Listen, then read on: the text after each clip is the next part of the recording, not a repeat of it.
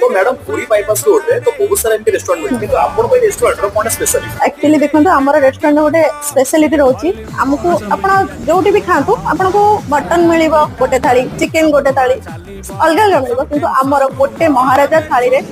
mutton माछ चिंगुड़ी आउ आमर रहि जाउची चिकन अच्छा चारि प्रकार रहि जाउची गोटे थाली आपण गोटे एमिति पाइबे कि आपण को लागिबो कि नाइ ये गोटे एई खाली रे से सोना सब अछि गुला गुला अछि एडा माछ फ्राई रहि जिवो एडा मटन रोगन जोश रहि जिवो एडा चिकन रो करी आइटम मसला आइटम गोटे रहि जिवो एडा आपण को प्रॉन मसला गोटे रहि जिवो अच्छा हां एटा माने शेयरिंग भी जने चाहे करि परिबो कपल्स में तो बेस्ट अछि माने गोटे थाली के दुई जण शेयर करी बढ़िया से खाई परिबा आराम से आउ हमरो डाली रे भी दुई प्रकार डाल आइटम रहइबो मक्खन डाल गोटे रहइबो आ गोटे डाल तड़का रहइबो सैलेड अचार चिप्स एटा तो इवन माने पनीर आउ जो माने वेजिटेरियन ताको पई सेपरेट सेपरेट रूल्स